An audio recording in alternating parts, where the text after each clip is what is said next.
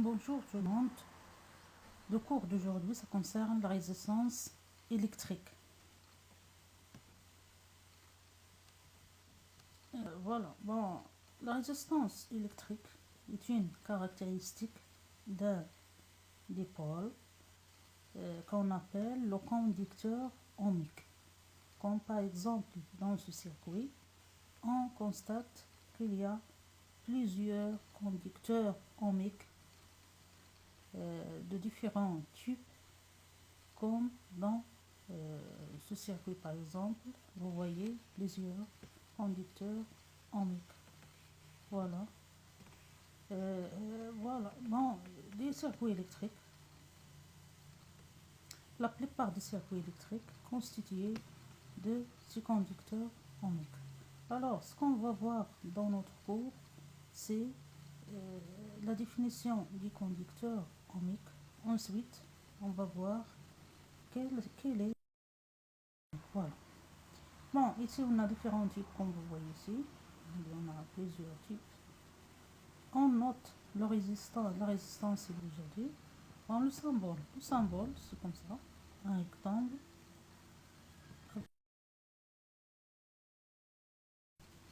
Voilà. Bon, la résistance électrique. Notion de la résistance électrique. Conducteur ohmique.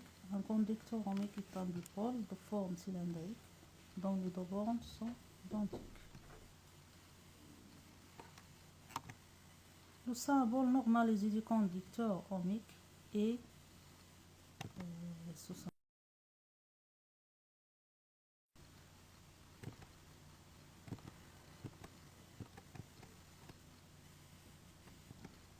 le rôle du conducteur ohmique. Dans un circuit électrique, on va déterminer quel est le rôle d'un conducteur ohmique branché en série avec par exemple une lampe.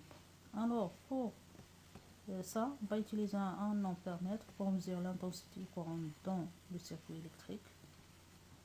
Et on va comparer les deux intensités courant. Donc, comme vous remarquez ici, il y en a ici l'ampèremètre affiche 0,3 ampères et 0,07 ampères. On constate aussi que la vaillance de la lampe diminue lorsqu'on ajoute en série le conducteur ohmique. Alors, quel est le rôle du conducteur ohmique? Bon, c'est ça. Voilà, dans le montage 1, la lampe brille normalement. En ajoutant un conducteur ohmique en série, la lampe brille moins. L'ajout du conducteur ohmique en série dans le circuit électrique diminue l'intensité du courant électrique. Conclusion, le conducteur ohmique permet l'atténuation du courant électrique lorsqu'il est monté en série. Voilà. En conclusion générale, le conducteur ohmique est caractérisé par une grandeur physique appelée résistance. Cette grandeur notée R et son unité l'ohm, le symbole, et ça, il existe plusieurs multiples de l'ohm, le méga-ohm, le kilo-ohm, le ohm et le milli-ohm. On va faire une conversion. Voilà, 1 kilo ohm, on va mettre 1 ici. Ça doit être égal à 1000 ohms. 1 méga-ohm égale 1 million ohm. Et 1 milli-ohm égale 0,01 ohm. Voilà.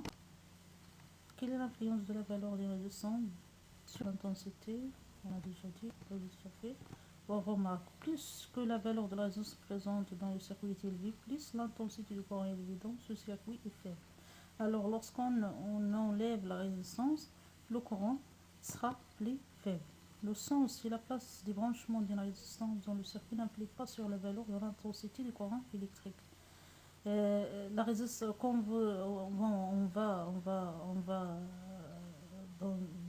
pour ce sujet, on va dire que le conducteur ohmique a deux pôles qui sont identiques. C'est pas comme la pile ou bien comme le générateur. Mesure la résistance électrique.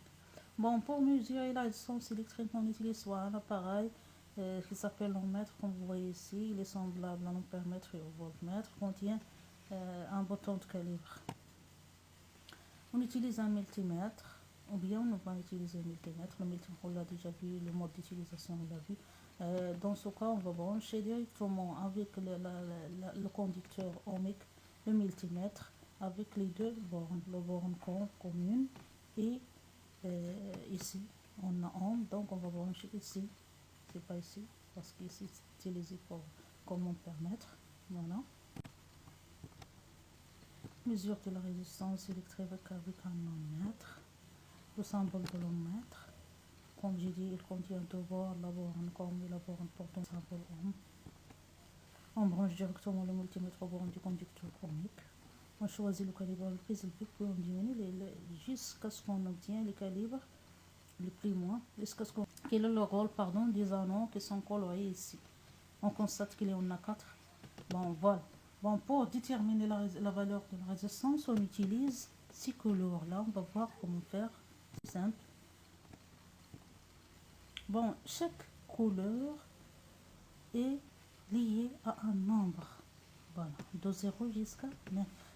Chaque couleur est liée à un nombre. Chaque couleur est, par exemple, bon, on a ici le premier chiffre, le deuxième chiffre et le nombre de 0. Le quatrième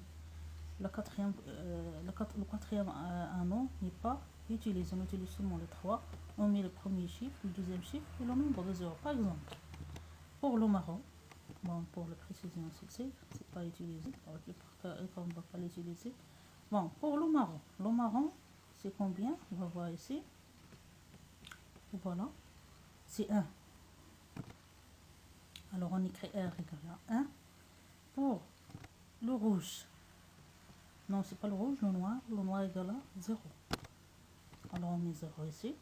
Ensuite, quel est le nombre de 0 ajouté? On a le rouge, donc on va ajouter combien de 0? On va ajouter bien sûr 2. Voilà, 2 0. C'est comme ça. L'unité et le ohm. Voilà. Bon, voilà, je répète. Le premier chiffre, c'est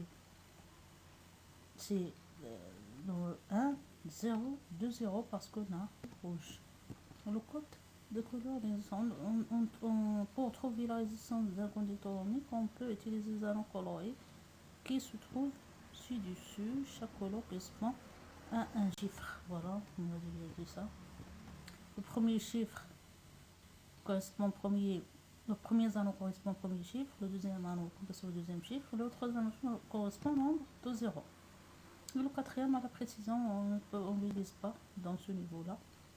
Première année, on ne va pas utiliser le quatrième anneau. Voilà. Non, on va voir ici des exemples, différents exemples, pour définir la résistance. Bon, voilà ici par exemple, si on a ce conducteur ohmique, quelle est sa résistance? Bon, voilà, on va écrire R égale, on commence, 5 correspond au vert, 1 correspond au marron, et 2, 0, c'est le rouge, ohm. Le deuxième, marron 1, noir 0, noir 0, c'est-à-dire il n'y a pas 0, ohm. Ici, bleu 0, bleu 6, noir 0, et marron correspond à 1, c'est-à-dire un seul 0, c'est 100 ohm. Ici, jaune 3, rouge 2, et le vert correspond à 5, c'est-à-dire 5 0. C'est-à-dire ici, on a voilà 3,2 méga ohm. D'accord, parce qu'on a ici, on va diviser par 1000, ce sera 3,2 méga